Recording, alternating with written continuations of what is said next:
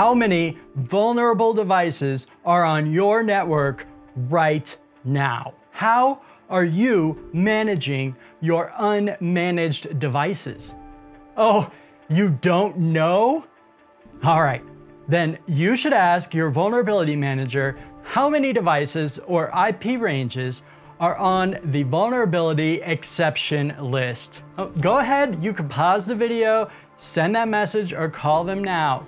If you are excluding devices, you will not want to miss the rest of this video.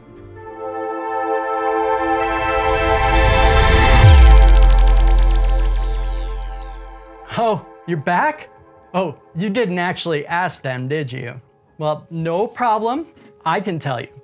Based on my decade and a half of experience testing and assessing network security at all kinds of organizations, that they do, in fact, exclude at least some devices and probably some entire subnets or at least large swaths of IP ranges.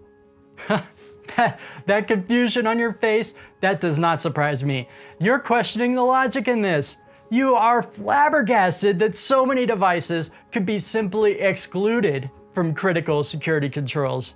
Well, unfortunately, despite the very robust and surprisingly accurate, if using authenticated scans, nature of the modern vulnerability scanner, many devices cannot handle being scanned. To be clear, by traditional IT, I mean things that have been on networks for decades. Devices like laptops, servers, workstations, networking equipment, etc. The big players in the enterprise vulnerability scanning place have had a long time and a lot of money to invest into making their tools incredibly good at finding and identifying these expected devices. You know, tools like Nessus, Qualys, Rapid7, even the free tool Nmap can find a lot of vulnerabilities on traditional IT. Where the classic enterprise tools fall flat on their faces is when they have to identify, scan, and report on unexpected devices. Things like IoT, OT, biomed, IIoT, ICS SCADA, and a litany of other non-traditional connected devices. You see, these connected devices, they don't like to be hit with every test a scanner has available. They fall apart.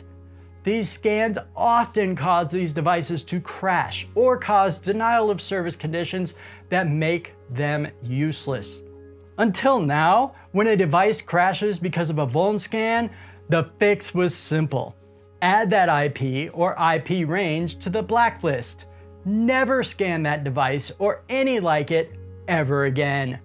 Now, this solution is elegant in its simplicity, and it was a huge boon to malicious actors the world over, since now they have a virtual guarantee that there will be vulnerable entry points into any network that they'd like to attack.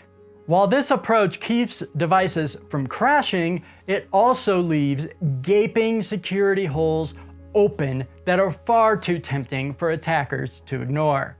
Now, the cheapest and easiest option for anyone who finds themselves in this position is to just ignore the problem and hope that nothing bad happens. And if that's your plan, I really truly wish you good luck. And I do expect to hear back from you within the year after you've been breached. For those of you who see this problem and want to know how to fix it, enter IoT Secure. IoT Secure's IoT security appliances are designed from the ground up to safely and accurately test, scan, and identify vulnerabilities on these devices that are so often ignored.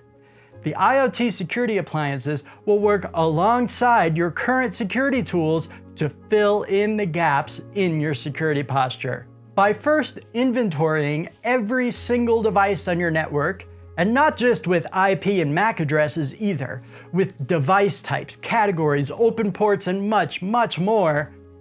Then, after devices are first found, they get broadly categorized into one of two groups: managed and unmanaged devices. This process does include a few assumptions about your security. We are assuming that you're already using robust security tools for your computers, servers, networking equipment, and other traditional devices. So those types of devices get classified as managed and only checked for inventory accuracy going forward. All the other devices, the ones that are likely not being currently managed by your security, things like IoT and connected devices, those are added to the unmanaged category for further inspection. From here, the unmanaged devices are inspected in an iterative manner that ensures no devices are harmed in the process, starting with only tests that are known to be safe for all devices. Using these safe tests, our algorithms are able to begin more and more accurately identifying devices. As the identity of a device becomes more certain, our database will then use its past experience to know which tests are safe for the devices from that category. The IoTSA does a lot more than just this, but today we are trying to get your devices to be included in the vuln scanning you're already doing. With that said, you don't have to take our word for it at all. We want to prove our claims to you and at no cost to you. So go to iotmini.io today and you can learn more and request an IoT Mini on us that you can use to test our claims for yourself.